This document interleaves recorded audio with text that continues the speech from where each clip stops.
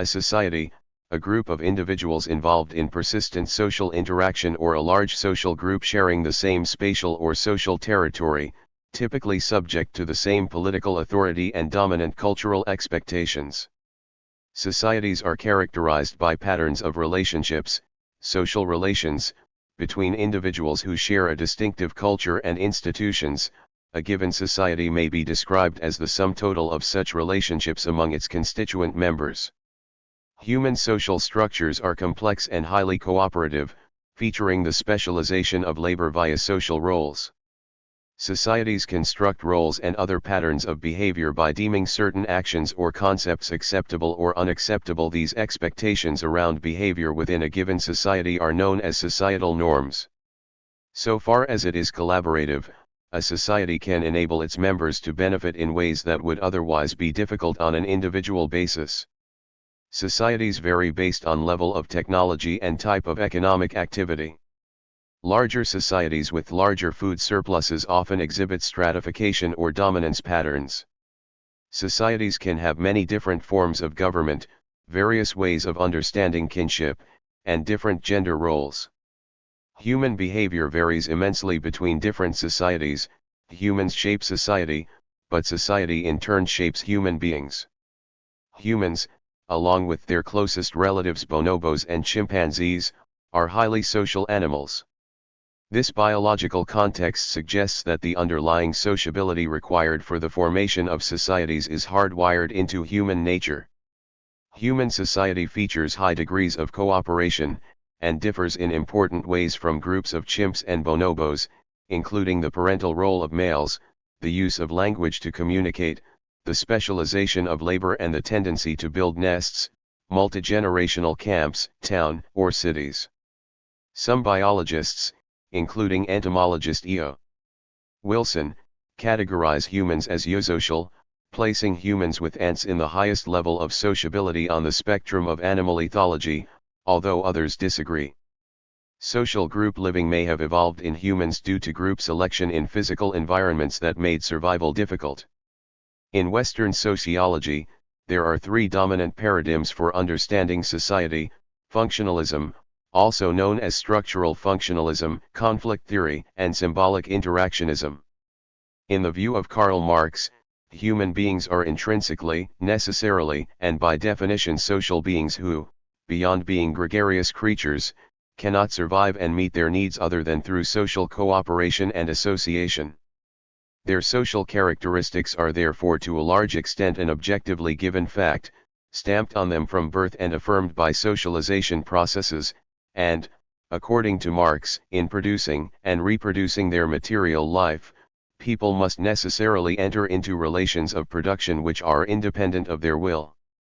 By contrast, the sociologist Max Weber, for example, defines human action as social if, by virtue of the subjective meanings attached to the action by individuals, it takes account of the behavior of others, and is thereby oriented in its course. Functionalism. According to the functionalist school of thought, individuals in society work together like organs in the body to create emergent behavior, sometimes referred to as collective consciousness. 19th-century sociologists Auguste Comte and Émile Durkheim, for example, believed that society constitutes a separate level of reality, distinct from both biological and inorganic matter. Explanations of social phenomena had therefore to be constructed within this level, individuals being merely transient occupants of comparatively stable social roles. Conflict theory. Conflict theorists take the opposite view, and posit that individuals and social groups or social classes within society interact on the basis of conflict rather than agreement. One prominent conflict theorist is Karl Marx, who conceived of society as operating on an economic base with a superstructure of government, family, religion, and culture. Marx argues that the economic base determines the superstructure, and that throughout history, societal change has been driven by conflict between laborers and those who own the means of production. Symbolic interactionism. Symbolic interactionism is a microsociological theory that focuses on individuals and how the individual relates to society. Symbolic interactionists study humans' use of shared language to create common symbols and meanings and use this frame of reference to understand how individuals interact to create symbolic worlds, and in turn, how these worlds shape individual behaviors. In the latter half of the 20th century, theorists began to view society as socially constructed. In this vein, sociologist Peter L. Berger describes society as dialectic. Society is created by humans, but this creation in turn creates or molds humans. The sociologic emphasis placed on functionalism, conflict theory, and symbolic interactionism has been criticized as Eurocentric. The Malaysian sociologist Syed Farid Al-Atas, for example, argues that Western thinkers are particularly interested in the implications of modernity, and that their analysis of non-Western cultures is therefore limited in scope. As examples of non-Western thinkers who took a systematic approach to understanding society, Al-Atas mentions Ibn Khaldun, 1332–1406, and José Rizal, 1861–1896. Khaldun, an Arab living in the 14th century, understood society, along with the rest of the universe, as having meaningful configuration, with its perceived randomness attributable to hidden causes. Khaldun conceptualized social structures as having two fundamental forms, nomadic and sedentary. Nomadic life has high social cohesion, asabija, which Khaldun argued arose from kinship, shared customs, and a shared need for defense. Sedentary life, in Khaldun's view, was marked by secularization, decreased social cohesion, and increased interest in luxury. Rizal was a Filipino nationalist living toward the end of the Spanish colonial period who theorized about colonial societies. Rizal argued that indolence, which the Spanish used to justify their colonial occupation, was instead caused by the colonial occupation.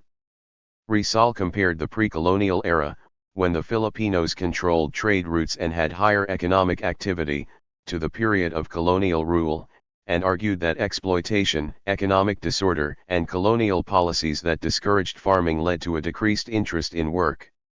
Types.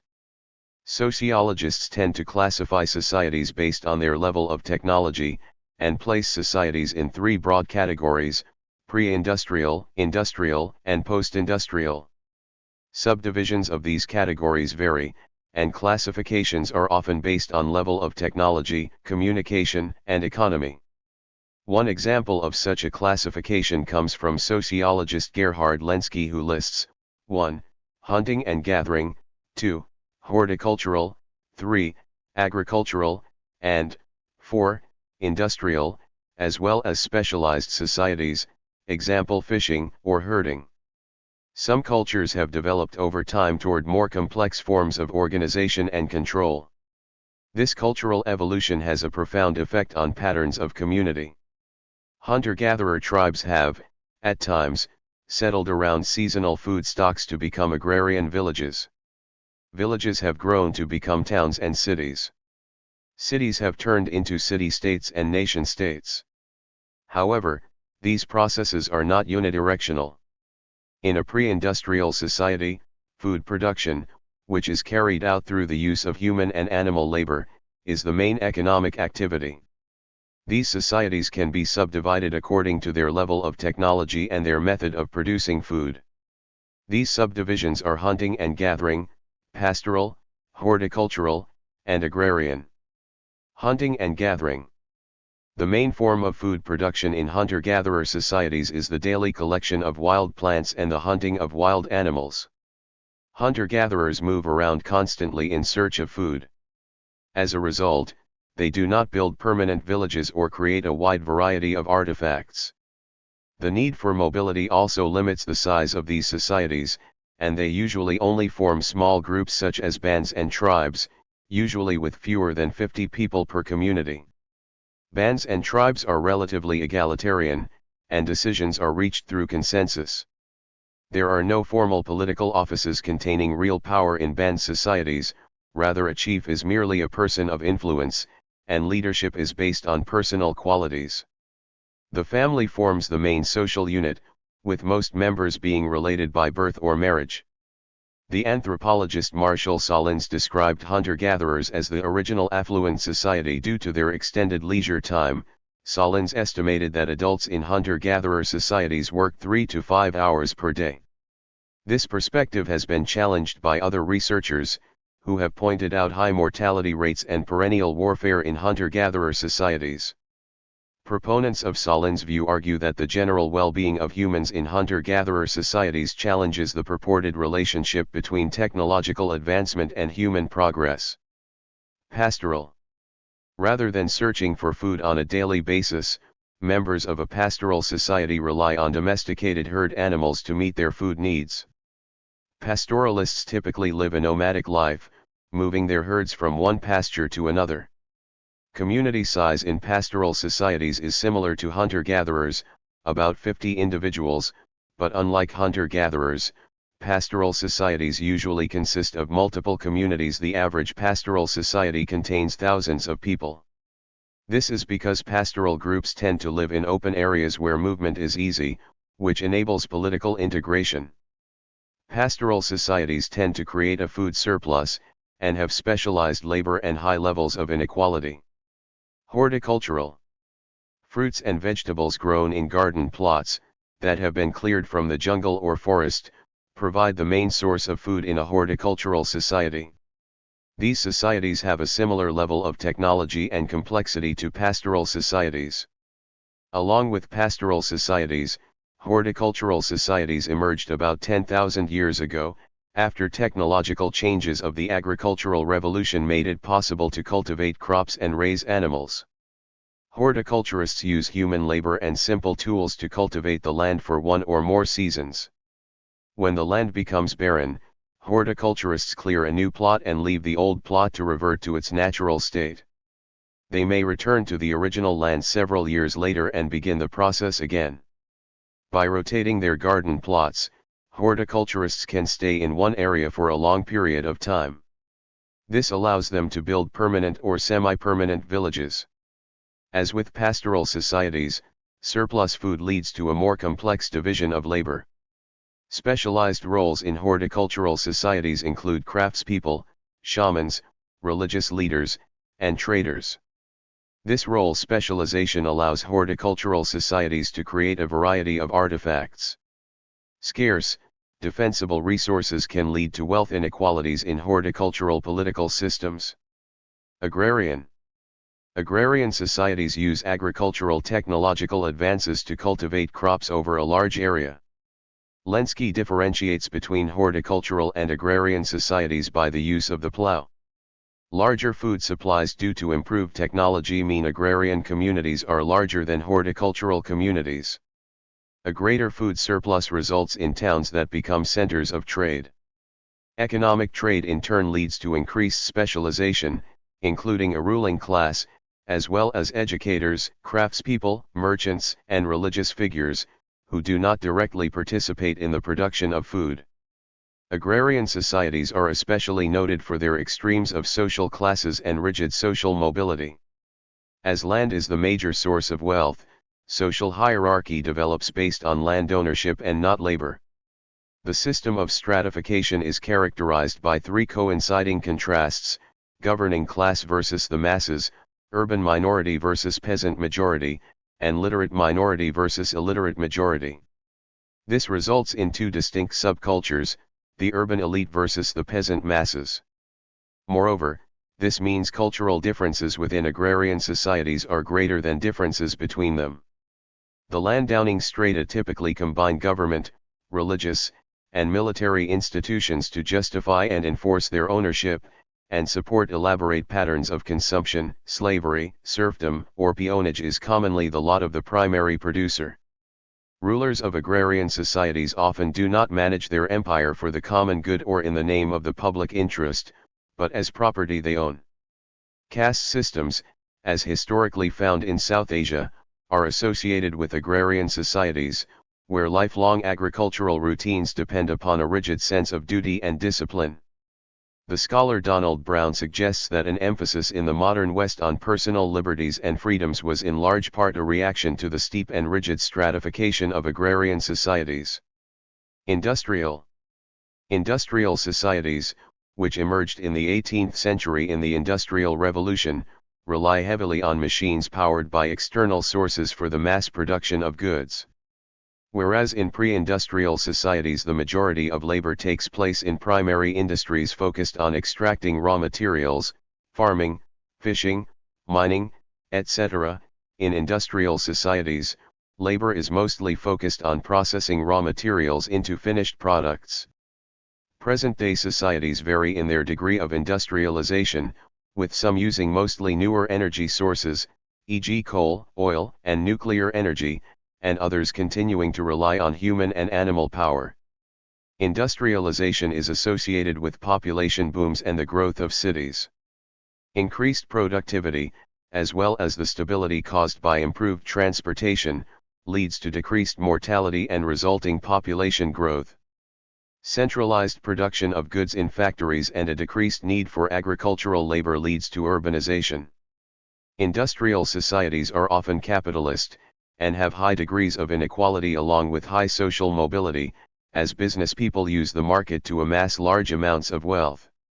Working conditions in factories are generally restrictive and harsh. Workers, who have common interests, may organize into labor unions to advance those interests. On the whole, industrial societies are marked by the increased power of human beings. Technological advancements mean that industrial societies have increased potential for deadly warfare. Governments use information technologies to exert greater control over the populace. Industrial societies also have an increased environmental impact. Post-industrial societies are societies dominated by information and services, rather than the production of goods. Advanced industrial societies see a shift toward an increase in service sectors, over manufacturing. Service industries include education, health, and finance. An information society is a society where the usage, creation, distribution, manipulation, and integration of information is a significant activity. Proponents of the idea that modern-day global society is an information society posit that information technologies are impacting most important forms of social organization, including education, economy, health, government, warfare, and levels of democracy. Although the concept of information society has been discussed since the 1930s, in the present day, it is almost always applied to ways that information technologies impact society and culture. It therefore covers the effects of computers and telecommunications on the home, the workplace, schools, government, and various communities and organizations, as well as the emergence of new social forms in cyberspace. Knowledge. As the access to electronic information resources increased at the beginning of the 21st century, special attention was extended from the information society to the knowledge society. A knowledge society generates, shares, and makes available to all members of the society knowledge that may be used to improve the human condition. A knowledge society differs from an information society in that it transforms information into resources that allow society to take effective action, rather than only creating and disseminating raw data. Characteristics. Norms and roles. Social norms are shared standards of acceptable behavior by groups. Social norms, which can both be informal understandings that govern the behavior of members of a society, as well as be codified into rules and laws, are powerful drivers of human behavior. Social roles are norms, duties, and patterns of behavior that relate to an individual's social status. In functionalist thought, individuals form the structure of society by occupying social roles. According to symbolic interactionism, individuals use symbols to navigate and communicate roles. Irving Goffman used the metaphor of a theater to develop the dramaturgical lens, which argues that roles provide scripts that govern social interactions. Gender and kinship. The division of humans into male and female gender roles has been marked culturally by a corresponding division of norms, practices, dress, behavior, rights, duties, privileges, status, and power. Some argue that gender roles arise naturally from sex differences, which lead to a division of labor where women take on reproductive labor and other domestic roles. Gender roles have varied historically, and challenges to predominant gender norms have recurred in many societies. All human societies organize, recognize, and classify types of social relationships based on relations between parents, children and other descendants, consanguinity, and relations through marriage, affinity. There is also a third type of familial relationship applied to godparents or adoptive children, fictive. These culturally defined relationships are referred to as kinship. In many societies, it is one of the most important social organizing principles and plays a role in transmitting status and inheritance. All societies have rules of incest taboo, according to which marriage between certain kinds of kin relations are prohibited, and some societies also have rules of preferential marriage with certain other kin relations. Ethnicity. Human ethnic groups are a social category that identify together as a group based on shared attributes that distinguish them from other groups. These shared attributes can be a common set of traditions, ancestry, language, history, society, culture, nation, religion, or social treatment within their residing area. There is no generally accepted definition of what constitutes an ethnic group. And humans have evolved the ability to change affiliation with social groups relatively easily, including leaving groups with previously strong alliances, if doing so is seen as providing personal advantages. Ethnicity is separate from the concept of race, which is based on physical characteristics, although both are socially constructed. Assigning ethnicity to a certain population is complicated, as even within common ethnic designations there can be a diverse range of subgroups, and the makeup of these ethnic groups can change over time at both the collective and individual level. Ethnic groupings can play a powerful role in the social identity and solidarity of ethnopolitical units. Ethnic identity has been closely tied to the rise of the nation-state as the predominant form of political organization in the 19th and 20th centuries. Government and politics. Governments create laws and policies that affect the people that they govern. There have been many forms of government throughout human history, with various ways of allocating power, and with different levels and means of control over the population. In early history, distribution of political power was determined by the availability of fresh water, fertile soil, and temperate climate of different locations. As farming populations gathered in larger and denser communities, interactions between different groups increased, leading to the further development of governance within and between communities. As of 2022, according to The Economist, 43% of national governments were democracies, 35% autocracies, and 22% containing elements of both. Many countries have formed international political organizations and alliances, the largest being the United Nations with 193 member states. Trade and economics. Trade, the voluntary exchange of goods and services, has long been an aspect of human societies, and it is seen as a characteristic that differentiates humans from other animals. Trade has even been cited as a practice that gave Homo sapiens a major advantage over other hominids. Evidence suggests early H. sapiens made use of long-distance trade routes to exchange goods and ideas, leading to cultural explosions and providing additional food sources when hunting was sparse. Such trade networks did not exist for the now extinct Neanderthals. Early trade involved materials for creating tools, like obsidian, exchanged over short distances. In contrast, throughout antiquity and the medieval period, some of the most influential long-distance routes carried food and luxury goods, such as the spice trade. Early human economies were more likely to be based around gift-giving than a bartering system. Early money consisted of commodities, the oldest being in the form of cattle and the most widely used being cowrie shells. Money has since evolved into governmental-issued coins, paper and electronic money. Human study of economics is a social science that looks at how societies distribute scarce resources among different people. There are massive inequalities in the division of wealth among humans. As of 2018 in China, Europe, and the United States, the richest tenth of humans hold more than 7/10 of those regions' total wealth. Conflict. The willingness of humans to kill other members of their species en masse through organized conflict, i.e. war, has long been the subject of debate. One school of thought is that war evolved as a means to eliminate competitors, and that violence is an innate human characteristic. Humans commit violence against other humans at a rate comparable to other primates, although humans kill adults at a relatively high rate and have a relatively low rate of infanticide. Another school of thought suggests that war is a relatively recent phenomenon and appeared due to changing social conditions. While not settled, the current evidence suggests warlike behavior only became common about 10,000 years ago, and in many regions even more recently. Phylogenetic analysis predicts 2% of human deaths to be caused by homicide, which approximately matches the rate of homicide in banned societies. However, rates of violence vary widely according to societal norms, and rates of homicide in societies that have legal systems and strong cultural attitudes against violence stand at about 0.01%. Thank you for watching this video.